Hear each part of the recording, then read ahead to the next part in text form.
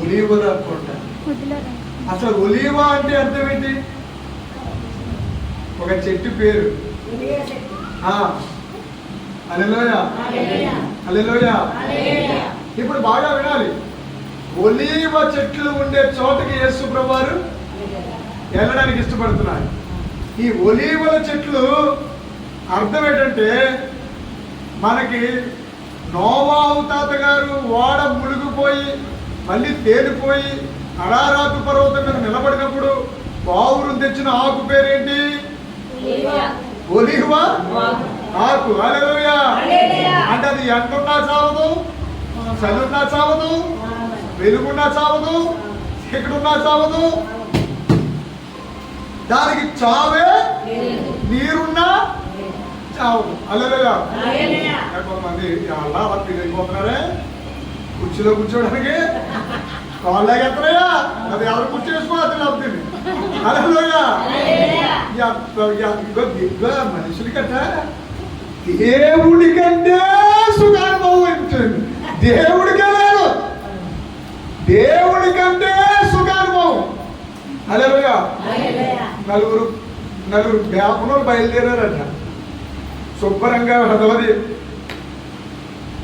పప్పు ఆవకాయలు వేసుకుని రంగరించి దాంట్లో నెయ్యి వేసుకుని కడుపు నిండా తినేసి వాళ్ళు అలాగా, ఒరే పెదవది మనకి ఎడ్ల బండి ఎందుకురా, మనం నడుచుకుంటే పోతే ఆ రమణయ్య గారి ఇంటికి వెళ్ళేటోగా మళ్ళీ అరిగిపోతుంది, అక్కడే కూడా దద్దోసను తినేద్దాం, కాస్తంతా మన అరుగుతుందిరా అని అనుకున్నప్పటికీ వీళ్ళకి అరిగేలాగా తిన్నారా, కంతందాగా తినేసారు.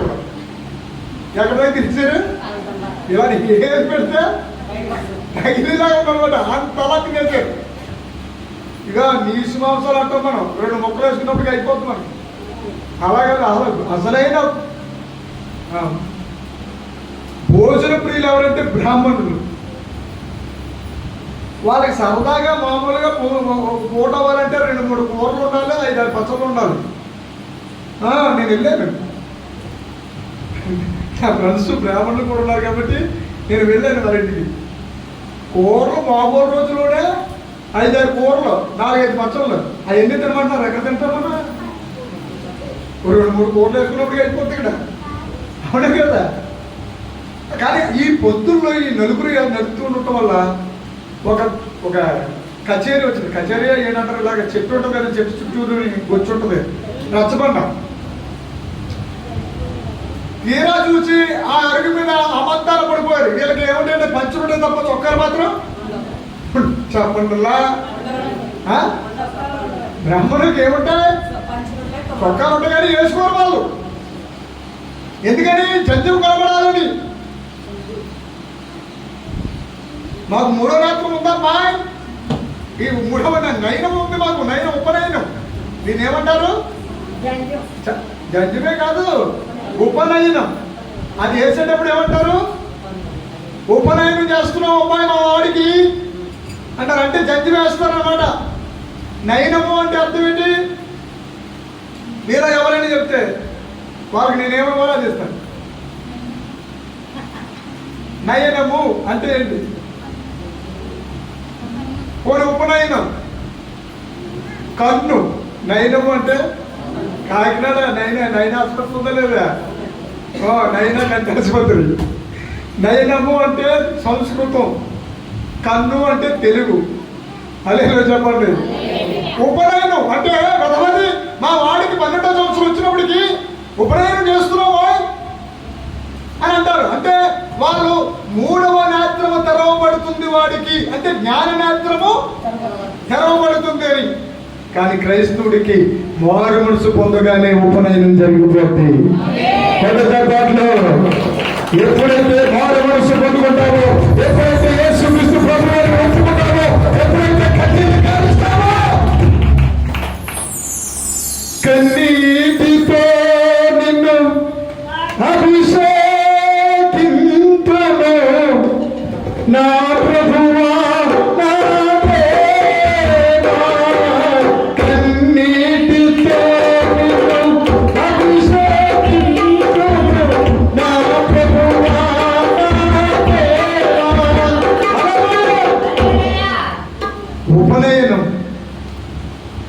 మారు మనసు పొందిన దినాలలో మనకేమొస్తుంది బిడ్డ? తెలియకుండానే మన కళ్ళలో నుంచి కన్నీళ్ళు వచ్చేస్తాయి. కన్నీళ్ళు మున్నీళ్ళుగా ఆయన పాదాలు తడిపి చేస్తాం. అలాగే దేవుడు మరణము దగ్గరికి వెళ్ళేటప్పుడు మరణం అనే ముళ్ళును మోయడానికి, మరణం అనే ముళ్ళును ఎరవడానికి, మరణం యొక్క తాళం చెవిని తీసుకోవడానికి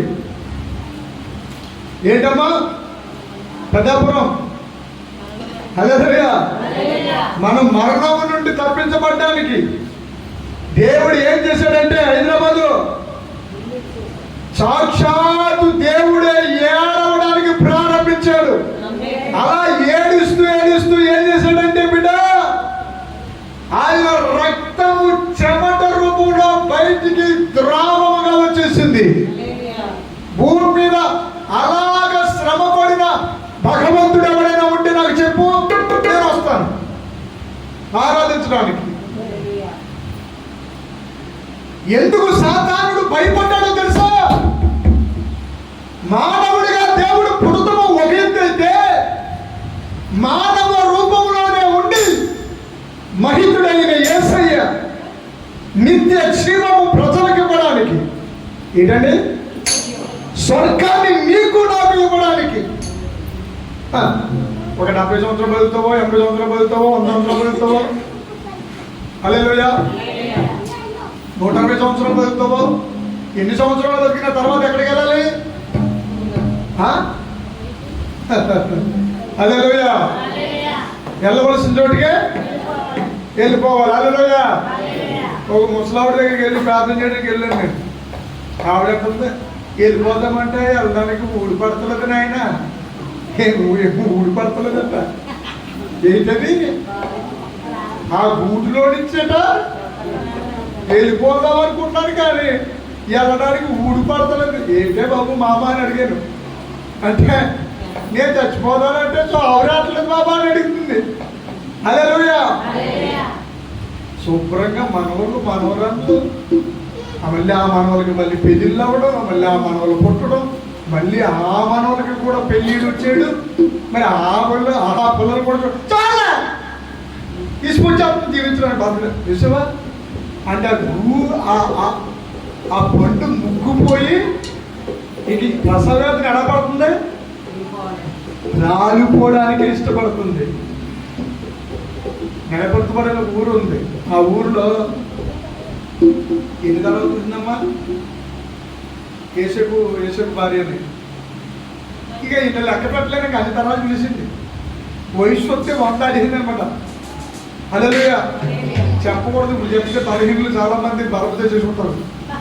హల్లెలూయా. అన్ని బాగా చేసింది, కూటాలు పెట్టింది, అన్ని బాగా చేసింది, పలహారం పెట్టింది, సొట్ట మాత్రం మానేది. ఆ సొట్టు తెచ్చుకుని ఇక్కడ పెట్టుకునేది. నేను అనుకోండి, మామ నువ్వు ఆ సొట్టు మానేది బాబా, ఏదైనా మా అమ్మాయి బాబా అనేది. ఒకరోజు ఉపవాసం ఉండి ప్రార్థన చేశాను. ప్రార్థన ఫలితంగా ఉన్నారా? ఇంకో 3-4 నెలల్లో ప్రభు రాజ్యం వెళ్ళిపోతారుగా వారి మధ్య చేయిందండి. హల్లెలూయా. నన్నే పిలిచింది, బాబా పులస కూర వండేది బాబా, పులసాపురం పుడి చేసుకుని తినంటే. నేను తినాలంటే నువ్వు చుట్టమానాలి అని చెప్పాను.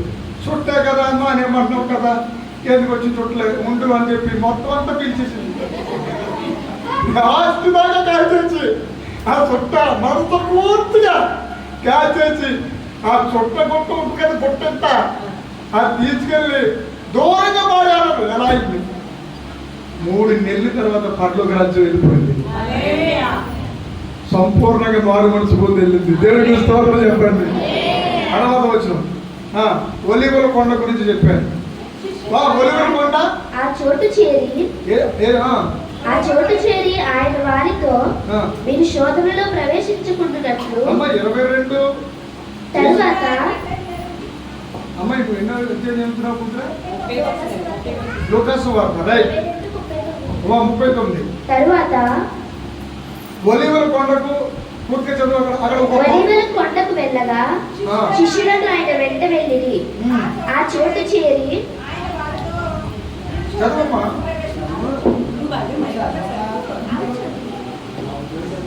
బలివెల కొండకు వెళ్ళగా శిష్యులను ఆయన వెంట వెళ్ళిరి.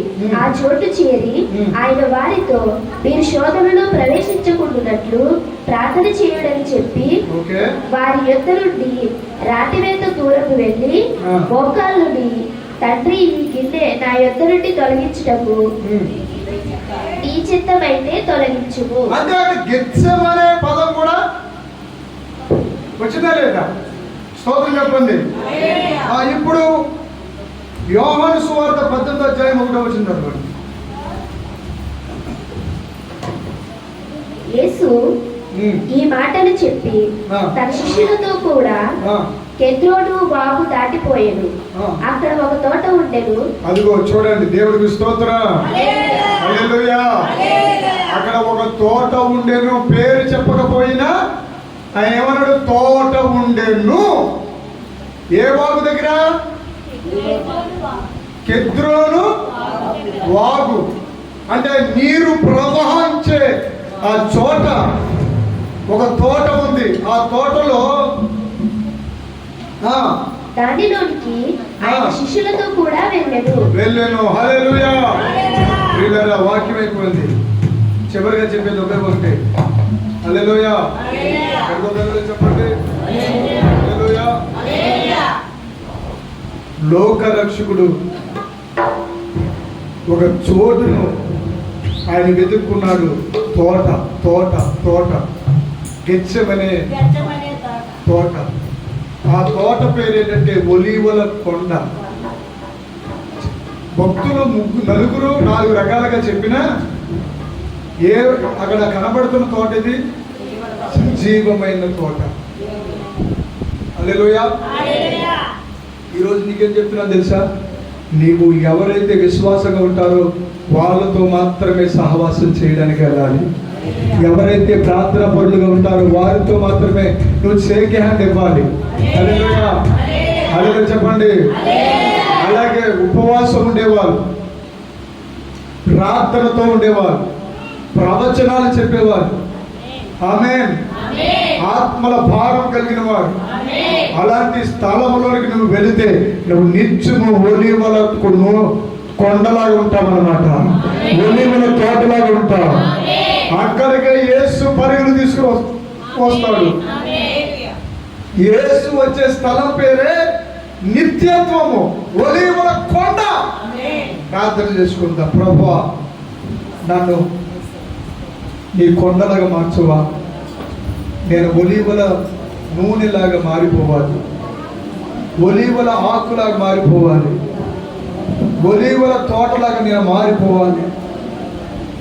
కెద్రోను వాగు దాటి ఒక తోట దగ్గరికి మరలా మీరు వెళ్ళారని అక్కడ రాయబడింది. ఆ తోట పేరు గెత్సెమనే తోట. అయ్యా, 2 భక్తులేమో గెత్సెమనే తోట అని చెప్పారు, మరొక భక్తుడేమో మరొక విధంగా చెప్పారు, మరొక భక్తుడు మరొక విధంగా చెప్పారు.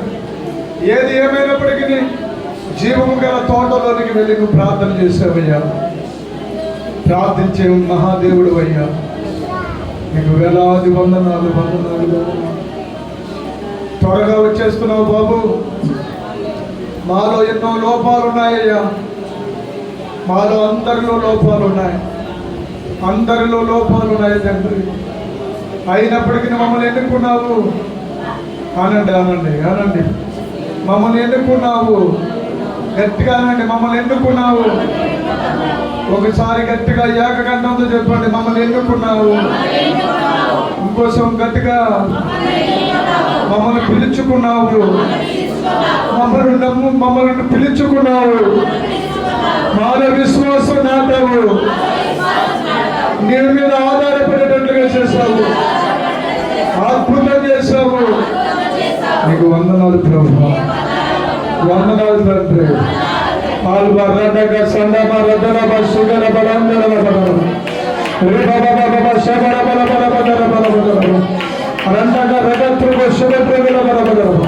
దేవునికి శక్తి ప్రసన్నత ఇప్పుడే ఆవరించును గాక. గెత్సెమనే ప్రార్థనాత్మ మన దగ్గర వచ్చును గాక. ప్రార్థన అభిషేకం వచ్చును గాక. ప్రార్థన తైలం దిగి వచ్చును గాక. ప్రార్థన అభిషేకం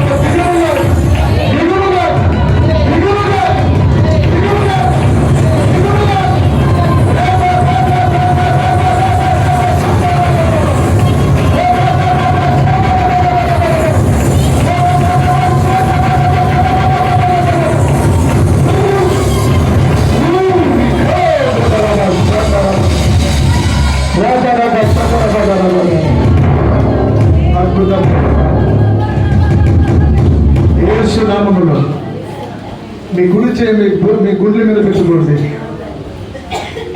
ఒక అద్భుతమైన కార్యం దేవుడు చేయబోతున్నాడు.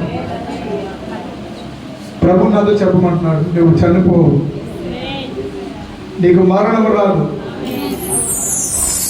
నేనెవ్వరూ ఏం చేయలేరు, నీకు ఏ కీడు రాదు. నీకు ఏదో జరుగుతుందని నువ్వు భయపడుతున్నావు, కానీ నువ్వు చనిపోవు. నువ్వు రాజు కుమార్తెగా ఉంటావు, నువ్వు రారాజు కుమార్తెగా ఉంటావు. నీ ఏ అపాయం నీకు రాదు. ఓ నువ్వు చాలా తోటలాగా ఉంటావు, పచ్చని తోటలాగా నువ్వు ఉండబోతున్నావు. నీ పిల్లలు ఈ నెలలో తోటలాగా ఫలించబోతున్నారు. ఈ రోజు నువ్వు అద్భుతం చూడబోతున్నావు, రక్షణను చూడబోతున్నావు, వెలుగులాగా నువ్వు ఆవరించబోతున్నావు. నీకే పిలుస్తున్నాను, నీ పిల్లల కోసం ఏడవద్దు, నీ కుటుంబం కోసం ఏడవద్దు. నేను ఒకరు అనుకున్నాను, మోసపోయాను, ఒంటరిగా ఉన్నానని నువ్వు అనుకుంటున్నావేమో. లేదు, నేను నిన్ను కాపాడుతాను, నేను నిన్ను ఉపరిస్తాను. నా మహిమ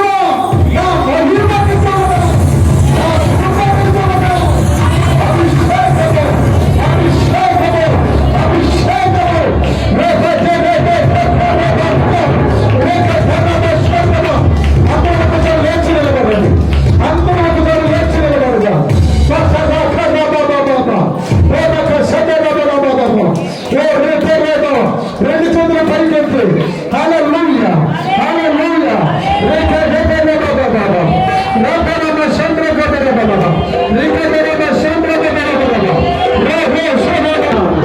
అభిషేకం పొందుతున్నాను.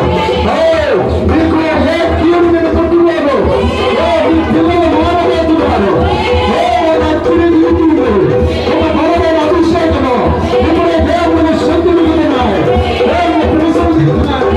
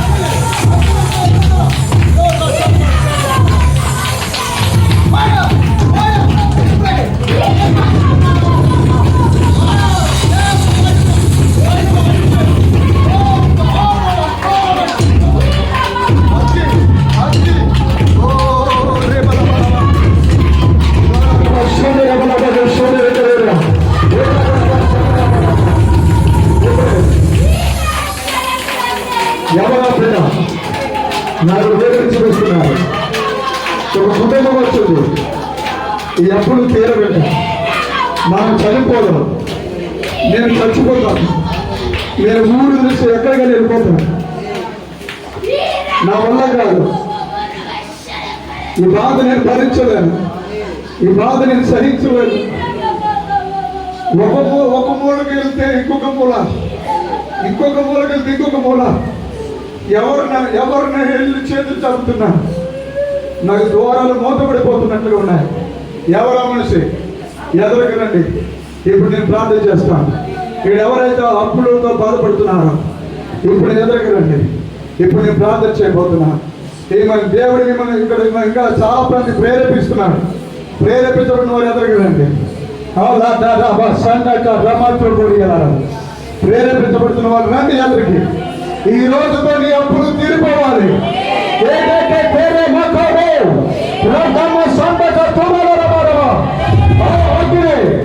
దేవుడికి అభిషేకం మాట్లాడుతున్నాయి. నీకు 5 రకాల దేవుడు 16 లక్షల రూపాయల విలువైన పేర్ల బిల్లుకి చూపడుతున్నాను.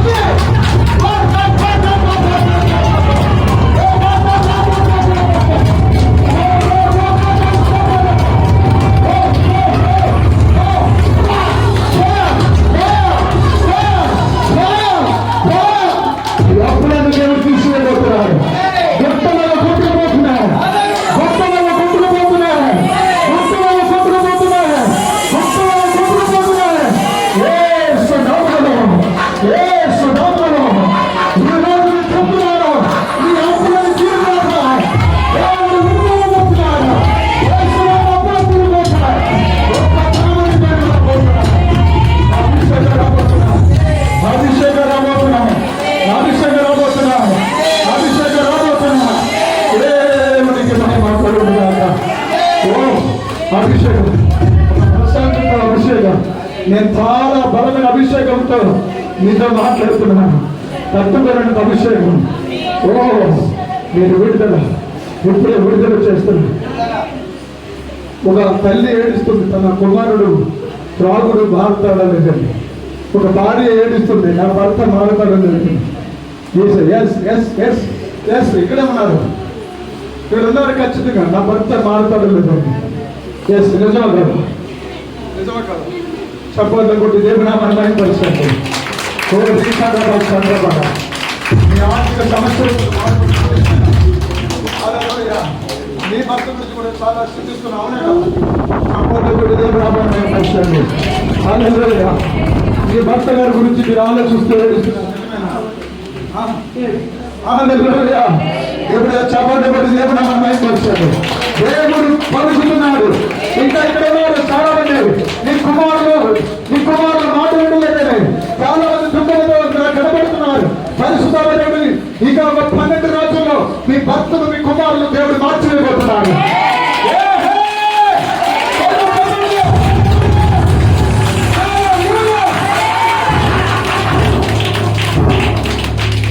దేవుని అభిషేకం లేకపోయినా దేవుని అభిషేకం ఉన్నట్టు నటించవద్దు. కొంతమంది ఆ వెనకాల పురుషుల్లో ఒక వ్యక్తిని దేవుడు చూపిస్తున్నాడు. ఇప్పుడు దేవుడు ఒక పని చేసుకోవాలి. ఇవన్నీ నాకు దేవుడు క్లియర్ చెప్తున్నాడు. హల్లెలూయా. ఎదరికి రమ్మను ఆ బాబు, అమ్మ మేరీ, ఆయన